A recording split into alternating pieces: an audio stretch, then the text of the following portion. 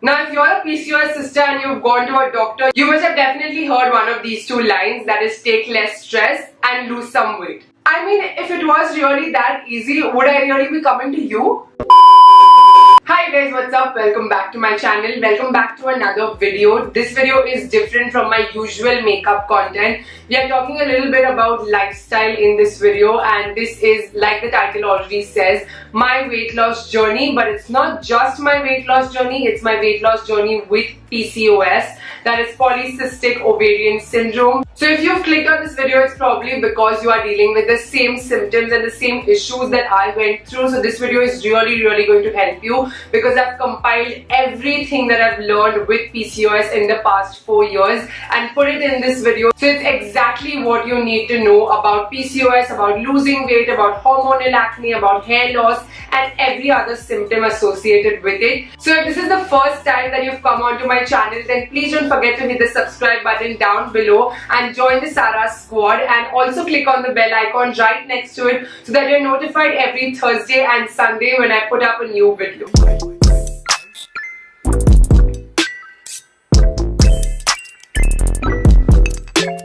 So now just let's start with a little bit of insight into what exactly your symptoms will look like if you have polycystic ovarian syndrome. Now, a syndrome is basically a collection of symptoms, a collection of disorders that you have. It's not just one thing. So you could probably have hormonal acne the way I did, the cystic acne. You could have profuse hair fall because of the hormonal imbalance. You can have irregular menstrual cycles, and you can also have a lot of weight gain, which you cannot necessarily attribute to any other thing. Like, you might say that I'm eating the same amount that I've done since so many years, I'm still exercising the way I always did, but I don't happen to lose any weight. So if these are your symptoms, apart from getting your thyroid checked and any other blood test that you might have to do, you should also get your PCOS profile tested. Now, this can only happen if you go to a gynecologist or a dermatologist. The name of the blood test is called PCOS Profile 2, which consists of a variety of blood tests. Like, it's a whole bunch of blood tests, which is everything, right from your testosterone levels to your FSH, LH, your thyroid, your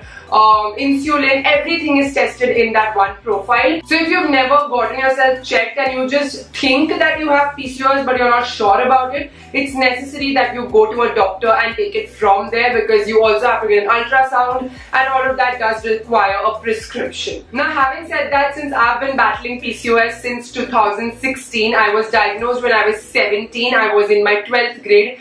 This is what I looked like when I was 17 and I was in my 12th grade. I had profuse cystic acne on my face. My face was filled with acne. I had gained a lot of weight in a very short amount of time. I went from being about 70 kgs to all the way up to 90 kgs in just a matter of 1 year. So my entire journey started because of my acne. My acne was very bad, and so I had to go to a dermat to get it treated. And in the process of my treatment, we went ahead and did those tests and realized that my hormones were totally out of whack. So this was a little bit of insight into my journey and my experience with PCOS. Now let's talk about the tips that I have for you guys, that I have very well experienced, experimented and come down to, that has been working for me. And I'm definite that if you try all of this, it will work for you as well. Having lost 15 kgs over 4 years, I'm not going to say that I've drastically lost 15 kgs in 6 months. That is not the truth. Now, the first thing I realized that you have to give up on crash dieting. Now, crash dieting is all these keto and GM motor diet and Atkins and all of this that you hear on the internet, which makes you lose weight super fast, super quick. In 2 weeks, you'll be losing 10 kgs, and it sounds really exciting, but it does not work. I have tried it myself, and it's partly the reason that I ended up gaining so much weight, because you can do those diets for 2 weeks, you can do those diets for 3 weeks also if you have a lot of self-control, but you will give up someday. And on the 4th week, when you give up, you're going to end up gaining twice the amount of weight that you lost in the first 2 weeks. So that's terrible. Also, you're messing up with your metabolism big time. You're really confusing your hormones and your metabolism as to what you're eating and what you're binging on. And so your body is in a total bizarre mindset. Like, your organs must be thinking that what is wrong with this person. For 1 week, she just had soup and she just had water and she just had a juice diet, and the next week she's eating pizzas and burgers, and how is your body supposed to cope with that? So it will not cope very well and it will not metabolize the fat very well, leading to your fat just getting deposited and not getting metabolized properly, hence causing a lot of extra weight gain. So first thing, you have to stop crash dieting. So now you will ask me that if you're not crash dieting, then what exactly should you do for a diet? And now for that, let's dive into point number 2, and that is the dairy-free lifestyle. Now this, I am very happy to share with you all, is the main reason why I could cure my hormonal acne. It's the main reason why I have lost so much weight. It's the main reason I feel healthier, I feel happier, I feel less bloated, because I have stopped consuming dairy. Now the main thing that happens with dairy products, that is your cow's milk, your dahi, your paneer and your cream and malai and all of that, is that they pump a lot of hormones into the buffaloes and into the cows that produce the milk, and then when you get that milk, you are pumping those hormones into your body. So your hormones, which are already out of whack, are getting those excessive female reproductive hormones and are completely going bizarre into your body. So for that very reason, when I learned that fact, I realized that it's time that I take this big step and stop consuming dairy. Now let me tell you that I am a non-vegetarian, so I do consume chicken, I do consume mutton, and I do consume other meats, and I know that there are hormones in those meats as well, but that has not been reacting with me. And I have seen personally in my life that there are a lot of vegetarian friends of mine as well who do have a lot of PCOS symptoms and have hormonal acne and all of that. So if they are not consuming meat, it's probably just the dairy which is reacting with them. Now if I sit to talk about all the alternatives that I am picking for instead of cow's milk and instead of paneer and dahi, this will be a 2-hour long video. So if you want me to share about the entire dairy-free journey with an Indian diet, then let me know in the comments and I will do a separate video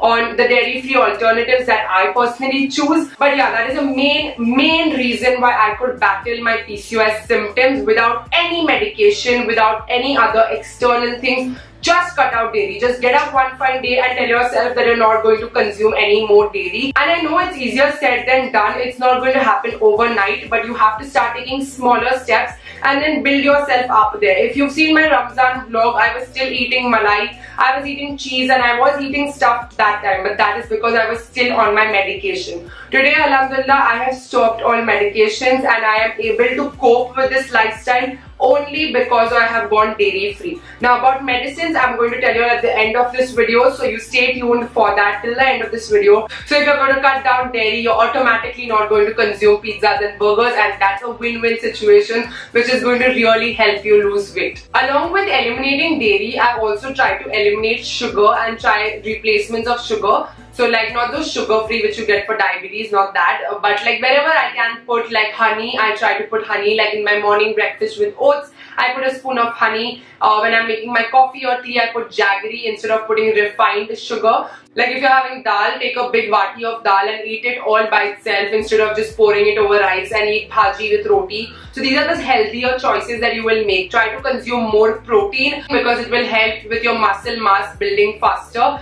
It's all about serving yourself what's made at home, but serving it in the right way. Like I can very well see 2 plates of food where I am putting 1 big dollop of rice and taking very little sabzi, as opposed to what I do now is take like only 2 spoonfuls of rice, a big bowl of dal and a lot of sabzi to have plain, and maybe 1 roti to have with that sabzi. So this is a healthy plate of food. The same very plate which is made at home, I'm eating it differently, and that difference is helping with the results. So now if you can't go completely dairy free, reducing the amount of dairy you have will also help you. Like I'm at a stage in life that if I have a complete bowl of dahi, then I'm going to break out the very next day. Break out in the form that I have red inflammation and a lot of pus-filled acne on my face, and I feel very bloated and feel very bad in my body. But if I have just a small teeny tiny piece of chocolate which has probably milk in it, then nothing happens to me. Like I have no symptoms. But if you're going to go ahead and have a full cake by yourself, then that's not really helping. So now with that, I come to point number 3, and that is don't deprive yourself of anything. Eat everything in moderation. And why I say that is because if you go on a specific diet that does not involve sugar, that does not involve chocolates, that does not involve carbs, that are, you know, something that you're really loving, and you stop having it, how long will you do that? There will be some day that you will be really stressed and you will then really strongly crave that piece of pizza that you didn't have, or that piece of samosa that you didn't get, and then suddenly you're finding yourself eating the entire plate of samosa and the entire pizza all by yourself, and that is not healthy. So if you're like eating small amounts of what you love every single day, you will never really crave it, and you will never really tell yourself that, you know, I didn't eat it that day, so आज मैं पूरा खा सकती हूँ. ऐसा नहीं होता है. If there's a big piece of cake in your fridge, every day you can have like a small thin slice of it and eat it slowly and really devour that chocolate and that creaminess that's coming from the cake, so that you feel satisfied not just in your stomach but also in your heart. And that is really a very healthy coping mechanism, like taking a small piece but really enjoying it and feeling कि हाँ कुछ खाया. Like कभी कभार we just take a big piece of pizza and we're just hogging, watching TV and hogging and not realizing कभी पूरा pizza खत्म हो गया and it's all gone in your body and really you can't do anything about it. So be more mindful about what you're eating, be more cautious about what you're putting into your body. Look at your food, admire it if you will, just don't take photos but also feel the taste of that food and like really satisfy your mind with what you're eating. And honestly, it will make a difference to the way you are consuming your food. So that also brings me to my fourth point, and that is to slowly and steadily reduce portion sizes. Now, a lot of my friends who suffer from PCOS also say that it's difficult for them to lose weight because they consume a lot of rice, a lot of chapatis, a lot of everything. So their portion sizes are very big, and that is really not a problem. You can slowly and gradually reduce your portion size. I always tell them that it's better to eat how much your body wants rather than to eat less and then again and again keep going in the kitchen and snacking on small things to fill yourself up. So it's better that you eat your 3 meals a day or your 4 meals a day in the amounts that your body is used to. So this reducing portion sizes never really happens overnight. You can't just get up tomorrow and say I'm going to have half a plate of rice that I usually have, or have just 1 chapati than having my 3 chapatis. So that's not how it works. Like you can start with 1 meal a day, and I advise that that meal may be dinner, because after that you're probably just going to be on your phone and go to sleep. After dinner you're not doing a lot of work. So you can start cutting your portion sizes with dinner. If you're having 2 chapatis for dinner, you can make it 1 for this week, for maybe the next week as well, and then the week after that you can start making cuts on your sham ka nashta.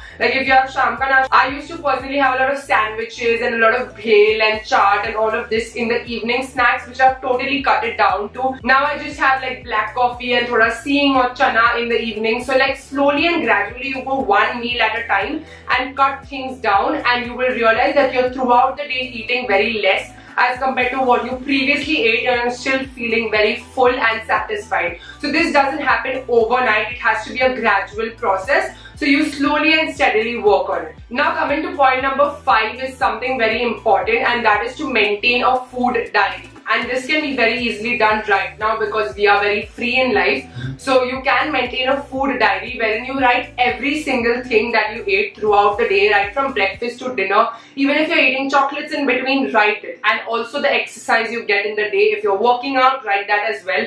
And if you feel that you did very well throughout the day, then compliment yourself as well at the end of the day. I will show you, I maintain a diary at all times. I am having a diary right now with me to talk to you all as well. I'm a big time writer. I have so many diaries all over, and I need to note things down if they come to my mind. So really writing it and putting it on a piece of paper tells you how much you've progressed and how well you're doing. And if someday, suppose like how you're going dairy free in life, and if you eat in a piece of cheese, just circle it with a red pen or just circle it over there, so you know कि आज मैंने cheese खाया, so कल I will try to not eat the same thing and not make the same mistake again. Now coming on to point number 6, and that is workouts. Now exercise is like very easier said than done. You just say that, you know, if you work out you're going to lose weight, but that's not about it for PCOS. You don't have to just work out, you have to do more of large weighted muscle workout. Now what do I mean by that is that you use your larger muscles like your thighs, your glutes, your hamstrings, and work them more, like your leg workouts, you know. So if you're dealing with PCOS, try to do more of lower body workouts because those are the bigger muscles of your body. And not just that, if you have weights in your house, slowly and steadily try to lift weights as well. Initially, if you've never worked out, it's going to be difficult for you to like lift weights because your arms are not that strong. but gradually as you start working out, you will be able to lift weights. So what happens with that is that your larger muscles are going to metabolize the fat better. They help you balance your hormones better than doing those fast-paced cardios, and running on the treadmill for 40 minutes is not really going to help you. So with that, I also want to come on to point number 7, and that is having realistic weight and body goals and talking the right body language. When you're talking to yourself, when you're looking at yourself in the mirror, when you look at your body, stop telling yourself that you're ugly, stop telling yourself that you're fat and you will never be able to like be healthy again. Just stop with that negative attitude and start looking at yourself as a curvy person, that you are thick but you are beautiful. And if you speak the right language to your body will reward you. You will feel better, and when you feel better, you want to do better things for your body. Don't body shame yourself. Let others body shame you. If they can't mind their own business, that's their issue. It's not really your problem. You mind your own business and you see your own body and realize that you are beautiful the way you are, and if you want to get healthier, you're doing it for yourself. So keeping that in mind, also have realistic goals. Now realistic goals means like, don't keep like, suppose I was 90 kgs, if I would have told myself that time, which I did, that I want to turn 75 the very next month for my birthday, that's not possible. Let's just be real, it's not going to happen. But there are videos and things on the internet that tell you that it is possible. You can lose 15 kgs, and that's when you get lured into these very fast-paced workouts and very fast-paced unhealthy diets, which are not good for you. So have realistic goals. Just tell yourself, weigh yourself every once a week or once in 2 weeks, or take the measure of your inches and your waist, so you can account yourself for seeing the results, which will help you and motivate you better. But just know that your ideal body weight is, suppose for me it's 75, I was 90, that someday I'm going to consistently work in this manner and reach that 75. Now coming to the last point of this, I think, very long video, it's the point number 8, and that is taking medication.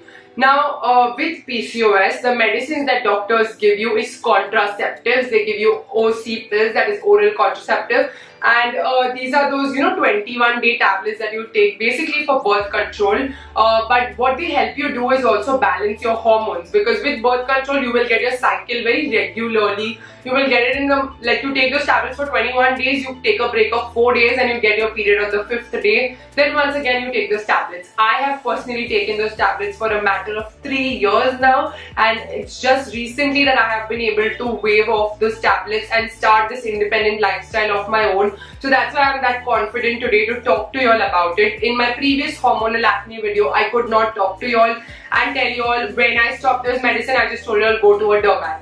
Now with these medicines, what happens is that there is a lot of myth surrounding it. A lot of people think that taking birth control is not good at all. It's not that fact. See, these birth controls which your doctors will give you are very low dose birth controls. They have a very low dose of hormones in them. But the thing is, they are very symptomatic treatment. Like abhi liya, to abhi your hormones will be in balance. But the minute you stop it, you're again going to have hair fall. You're again going to have hormonal acne. You will again have problem in losing weight. So it's a very temporary thing. You can't be doing it for a lifetime. But if you're dealing with very severe PCOS symptoms, then I do recommend that you go to a doctor and get yourself the medicines that the doctor prescribes you. Don't samne se say that give me birth control. Let the doctor check you and tell you what is to be given. And if they do give you birth control, take it for the matter of 6, 7, 8 months even. But realize that while you're doing that, you have to make all of these 6-point changes that I told you. Cut out your junk, you have to try to go dairy free or reduce your dairy intake, you have to work out, you have to do all of that, because these pills will help you lose weight effectively. Like they will balance your hormones out for you automatically, and so when you work out, so when you eat healthy, you will lose weight much faster as compared to if you just make these lifestyle changes and try to lose weight. It will take more time as compared to if you do it with medicines. Like, are you able to understand? Like, your medicines will basically accelerate your weight loss. They will help you get better faster. That's the whole point of them. But you cannot be taking them lifelong. Now the way I did, I took them for 3 years. Please don't do the same mistake as me. I made those mistakes because there was nobody to guide me correctly. Nobody ever told me what the side effects would be, what the thing would be the doctors just keep on putting you on the pill. They keep on telling you to take it till your acne totally subsides, and there was no one to guide me. My mom has never really taken all these pills. She never really had PCOS, so she didn't have to deal with all this. But I am telling you with my experience that if you're doing it, then try to make these lifestyle changes and gradually waver off those medicines. The doctors can tell you to continue it for lifelong, but it's not the healthiest thing to do. I personally did not have any side effects with the medicines.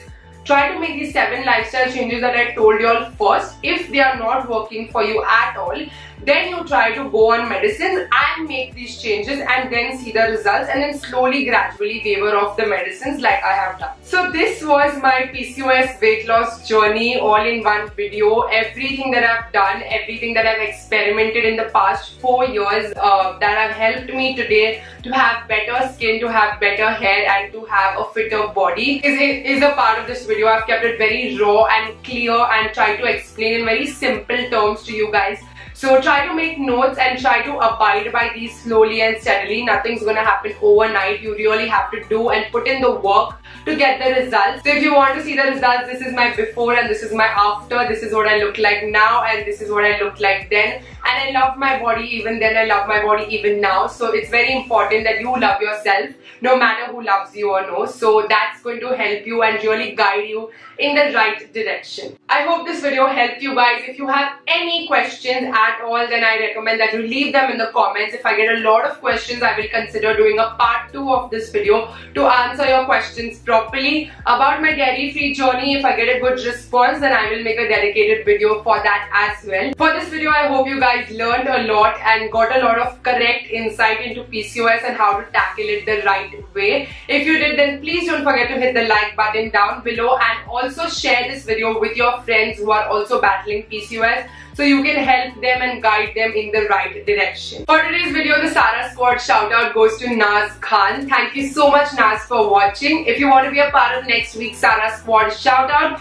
then all you have to do is hit the subscribe button down below and the bell icon right next to it, and leave a comment down with the hashtag Saras Squad, and you'll get a chance to be a part of next video's Saras Squad shout out. Until then, stay home, stay safe and be positive. Bye guys, love you all.